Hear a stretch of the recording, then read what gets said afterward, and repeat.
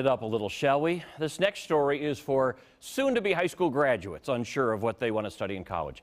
It's also for soon-to-be college grads unsure of what they want to do in life. It's also for soon-to-be retired people unsure of how they want to spend their golden years. Yeah, we're casting a pretty wide net with this one because the woman you're about to meet has really learned the art of loving work.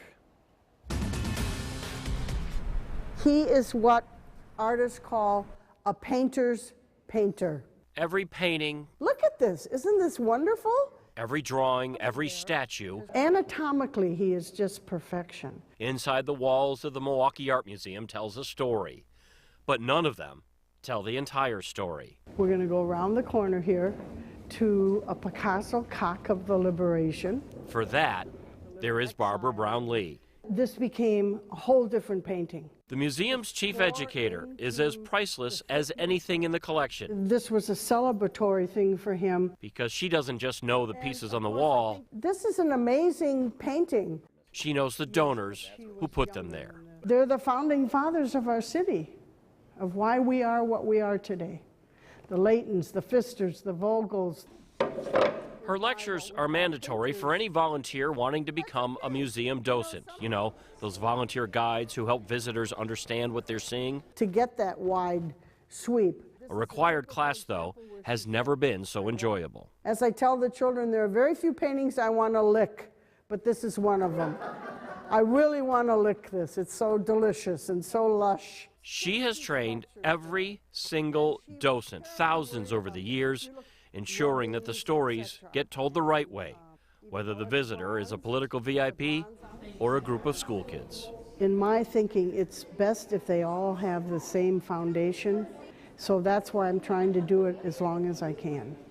As long as I'm here, I would like to be able to. That's the one thing that means a lot to me, to give my stories to them. And there are some classic tales, like the time she rescued this work from the Milwaukee County Courthouse, where it was, well, not so appreciated. Graffiti, sodas were on him, cigarette butts were put out. People had done little hearts with their names and arrows through it. He was really in pretty bad shape. But what makes Barbara Brown-Lee's story such a masterpiece is that she doesn't just love her job. The artist is Bastien Lepage. She loves it so much that she does it for free. He has a heavy burden. The burden is life. She has not a care in the world. Right. He's kind of somebody I have to come visit almost every day of my life.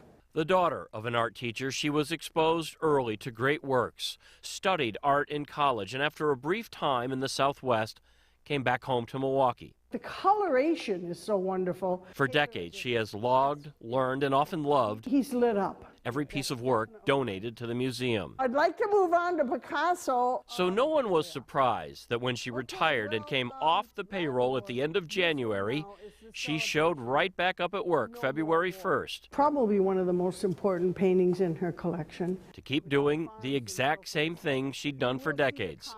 Only now, she doesn't punch in, doesn't get a check. I know I hit the jackpot, and I've known it for years. It's a lesson to anyone starting a career or starting over.